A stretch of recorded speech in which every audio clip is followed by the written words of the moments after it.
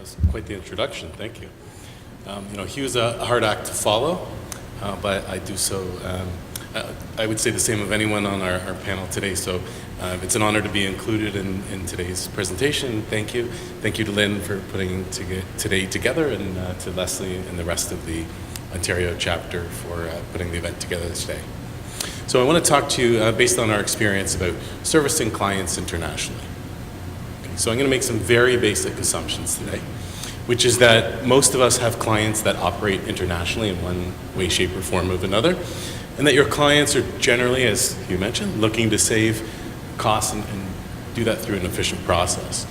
And presumably you see the opportunity in this environment to sell more. Your clients are operating internationally, you're going to help them save money, and so therein lies the opportunity. What I want to focus on today, yes, sir.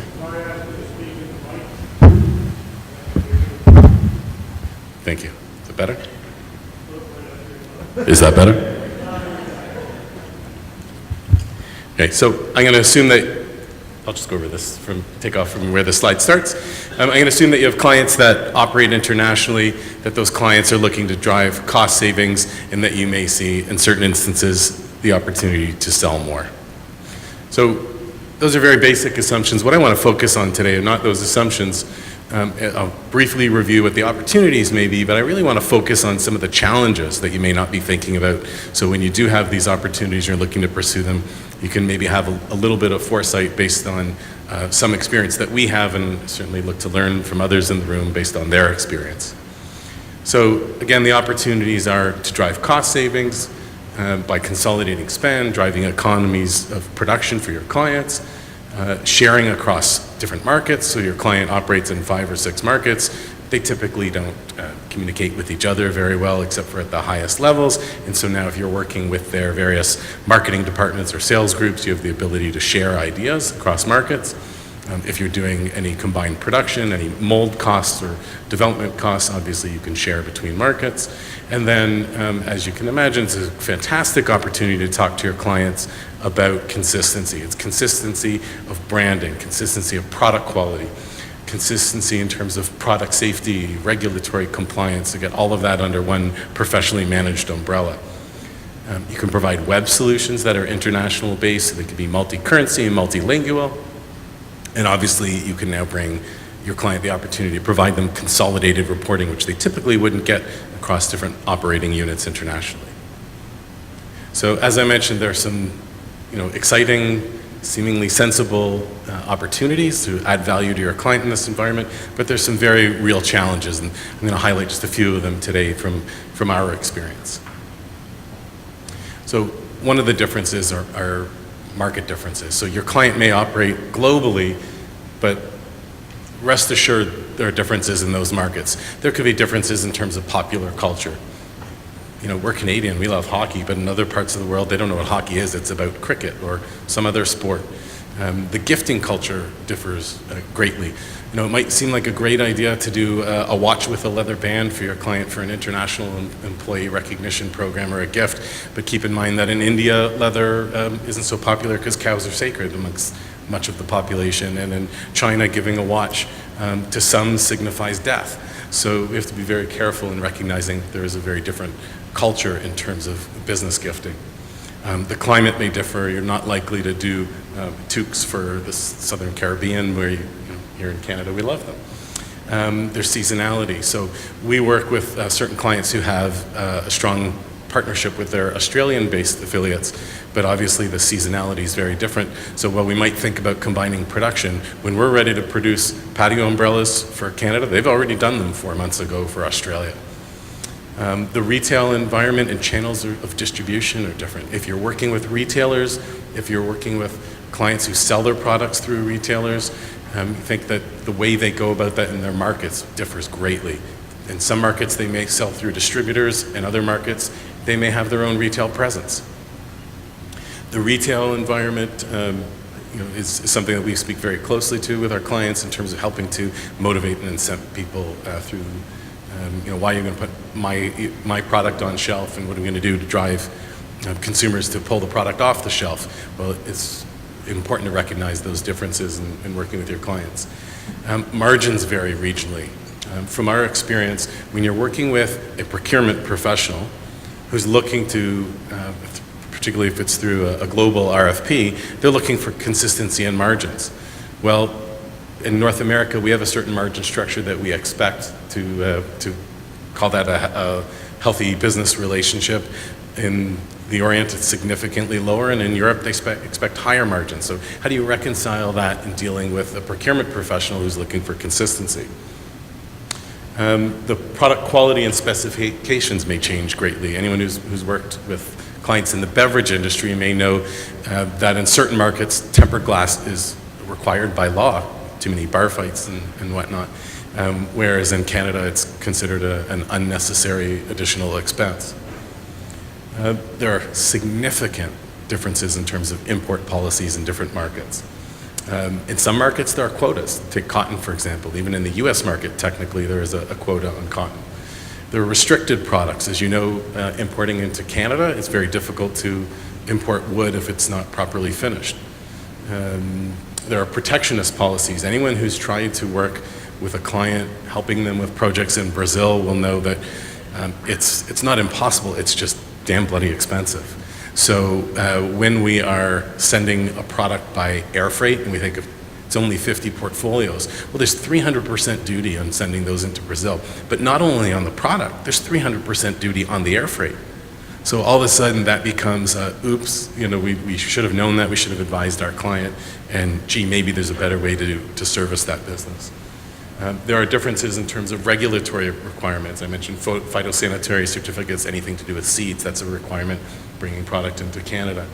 Try sending food into France. There are very strict regulations in different markets. While we tend to, in North America, think, oh, you can get almost anything across the border, it's relatively easy. A delay is 3 days, and oops, I might have to pay 11% duty. The rest of the world doesn't necessarily operate like the European Union and North America. You have goods in South America and you want to move them from one country to another, good luck. You're talking about weeks, you're talking about a very different environment. And it brings me actually to the last point there, which is bribery. I'm sure many of you, like us, you've signed off on your customers' policies about responsible sourcing and codes of conduct, et cetera. I know in at least 3 of our clients, we've signed off on codes of conduct where it says we will not engage in, et cetera, all the things you'd expect, and one of them is bribery. If you want to do business in Brazil, you're either doing it or you're having somebody do it for you because it's part of the culture. So it's a challenge in servicing clients internationally. Obviously, the environment we have here where things clear through customs reasonably quickly does not exist everywhere. And it literally can depend, the time it can take for something to clear customs in, for example, South America, can literally depend on who won the football match that week. There can be differences in terms of how countries apply HS codes, which are the harmonization codes for duty purposes. Another key category I would mention in difference would be compliance. Obviously, we have the CCPSA here and the CPSIA in the States. Well, there's a whole set of other requirements in different countries and in different regions. The standards can differ. Just to get technical for a brief moment, even in Canada and the US, where we have the same standards for parts per billion in lead for surface coatings, it's 90 parts per billion for children's product. Even in something that simple, there's different test methodologies. So it might be 5% acid for 3 minutes for dissolving the surface coating for the US, but it could be 15% acid for 2 minutes for Canada. And so while the standard's the same, the test methodology is different. And depending on how picky your client is, it can be an issue. The allowable levels of heavy metals and other hazards can be different. Age grading is allowed in some countries, not in others. Even Canada and the US, whether it's a child's product, in one country it's 14 and under, and the other it's under 14. Labeling requirements are different. For those of you who work in the US, you'll know that on children's products, there's a traceability component required, and that's traceability to the factory, to the lot, production. Our suppliers deal with this stuff every day, and I think many of the distributors take it for granted. We need to not only not take it for granted, but we also need to be vigilant and not assume that all suppliers are really following the compliance levels that we need if we're servicing other markets we're not as familiar with. Packaging, language, performance claims, eco-friendly claims, there's different regulations that apply in different markets, and we want to be diligent in doing so. Social compliance standards differ as well. And what I would suggest is generally when you're looking at this space, if you want to have an independent third party involved, you're really talking about the top 5 or 6 labs, the Bureau Veritas, the STR, STL type of organization who can assist you with this. Because although there are many that operate internationally, there's only a few who really understand the space well enough to assist, in my opinion. As much as we love our suppliers, and suppliers are very helpful in helping us do business internationally, there are some challenges that come from the way suppliers organize their business. So I'll take a PPPC member who's not here today, which is Headwear Canada. Headwear Canada happens to have consolidated production in offices throughout Australasia, throughout Western Europe, throughout North America. They're a great partner to execute with in those markets. Take another client, another supplier, and I'm not going to mention names, but some of the brands that I can think of, for example, we've gone to them and said, hey, we want to establish a relationship with you on a global basis. And they say, well, that's kind of challenging for us because we have different channels of distribution in different markets. So in South America, we have a master distributor. In North America, we sell to you directly. In Asia or in Europe, it's actually a licensed agreement. So it could be different product. But certainly there could be different prices. Now again, you have a client who's working with you and wants to get consistent pricing globally. It's not always available, not always consistent product or pricing.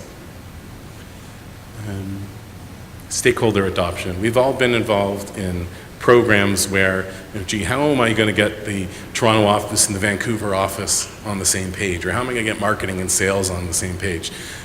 Now think of this in a global environment. And I remember having a conversation with Neil a couple of years ago about what kind of compliance you'd expect in a program. It's that much more difficult in an international program that you're running.